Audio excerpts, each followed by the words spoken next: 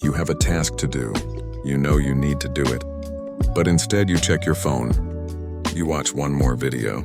You tell yourself you will start after lunch, then after dinner, then tomorrow, and then the week is gone and the task is still sitting there, waiting.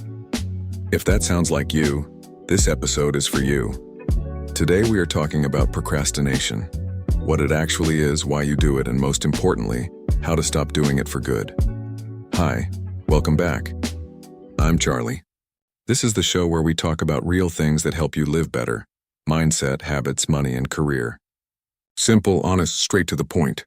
Let's go. Part 1.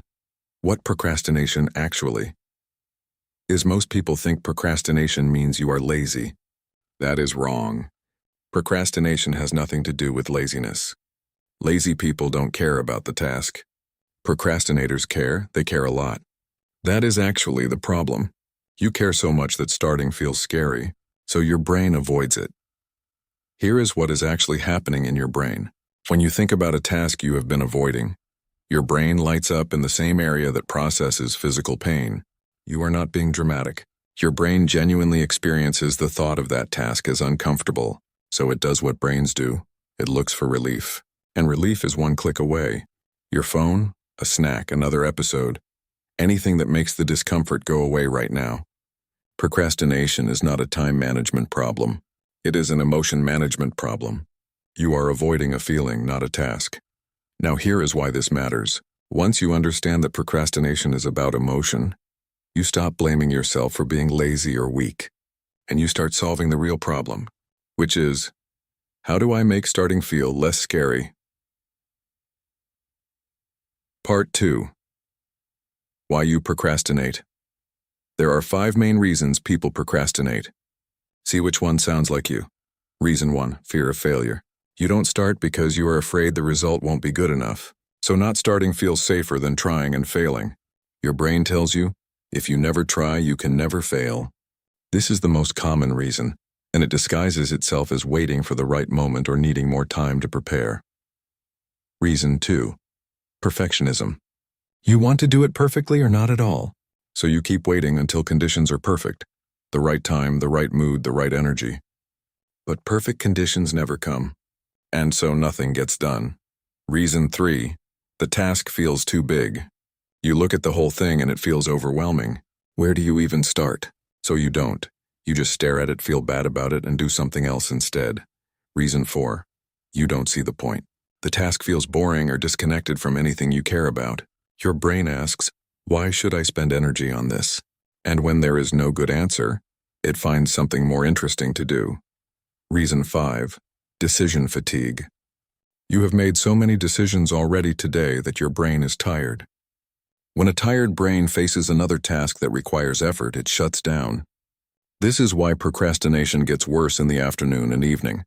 Take a second and think about which one is yours, because the fix depends on the cause. Part 3, how to stop procrastinating. Okay. Now for the part that actually matters. Here is how to beat procrastination. For real. Fix 1, make starting incredibly small.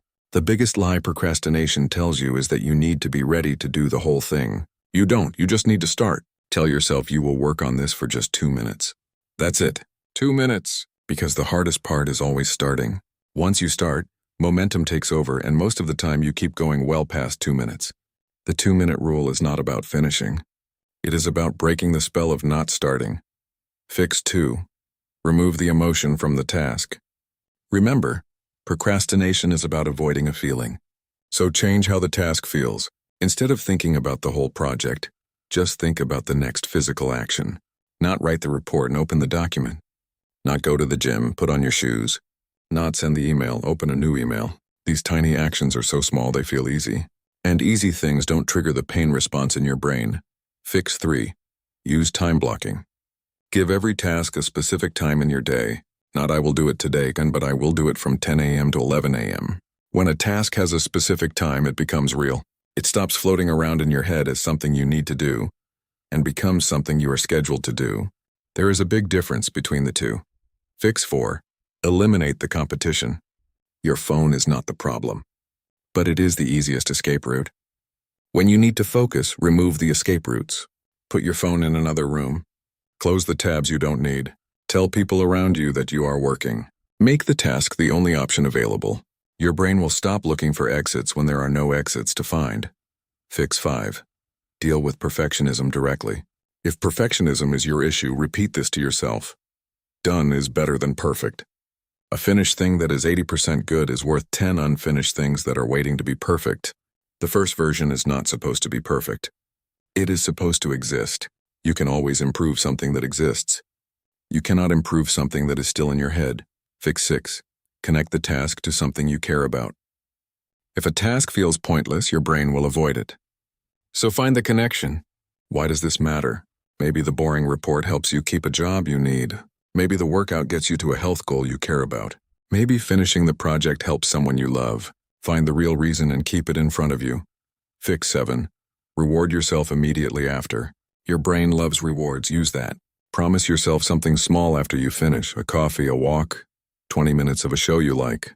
The key is the reward has to come right after the task, not at the end of the week. Right after. This teaches your brain that doing hard things feels good. And slowly, it stops resisting. Part 4. The habits that keep procrastination. Fixing procrastination once is not enough. You need habits that stop it from coming back. Habit 1. Plan your day the night before. Every evening, write down the 3 most important things you need to do tomorrow. Just 3. When you wake up, you already know what to do. You don't waste energy deciding. You just start habit 2 and do the hardest thing first. Eat the frog, as they say. The task you are most likely to procrastinate on, do that one first, while your energy and willpower are highest. Once the hardest thing is done, everything else feels easy. And you carry that momentum through the whole day. Habit 3, protect your mornings. The first hour of your day sets the tone for everything else. If you start by scrolling your phone, your brain gets used to passive consumption and resists active work all day. But if you start with something intentional, even just reading or light exercise, your brain gets into work mode faster. Habit 4, track what you finish, not just what you plan. Most people make to-do lists, but they never track what they actually completed. Start a done list. Every time you finish something, write it down. This sounds simple, but it is powerful. Seeing proof that you get things done builds identity, and identity drives behavior. When you see yourself as someone who finishes things, you start finishing more things. Habit 5, forgive yourself fast. This one is underrated. Research shows that people who forgive themselves after procrastinating are less likely to procrastinate next time. But people who beat themselves up feel worse, avoid the task more, and procrastinate again. So when you catch yourself procrastinating, don't spiral. Just say, okay, I got distracted, let me get back on track. And move on. No drama. No guilt trip. Just back to work. Part 5. The mindset shift that changes everything. Before I wrap up, I want to talk about one mindset shift that makes all of this easier. Stop waiting to feel motivated. Motivation does not come before action. It comes after. Most people are waiting to feel motivated before they start, but that is backwards. You start first, even when you don't feel like it, and the motivation shows up once you are already moving. Action creates motivation, not the other way around. This one idea, if you really believe it, will change how you approach every hard thing in your life. Also, stop judging yourself against your best days. We all have days where we are focused, productive, and on fire. And we all have days where we can barely send an email. Stop expecting every day to look like your best day. A consistent average day beats an occasional great day every single time. Show up consistently. Do the work even when it's not perfect. That is how things get built. And remember this, every task you procrastinate on is stealing energy from you. Even when you are not doing the task, it is sitting in the back of your mind, taking up mental space, making you feel guilty. The longer you avoid it, the heavier it gets. Starting is the only way to make it lighter, and once it is done, that weight is gone, completely gone. That feeling of finishing something you were avoiding is one of the best feelings there is. Chase that feeling. Procrastination is not a character flaw. It is a habit, and habits can be changed. You now know what procrastination really is, why you do it, and exactly how to beat it. The only thing left is to start. Not tomorrow. Not after this episode. Right now. Pick one thing you have been avoiding and spend just 2 minutes on it. That is your homework. 2 minutes, go. If this helped you, share it with someone who needs to hear it. I'm Charlie. See you next week.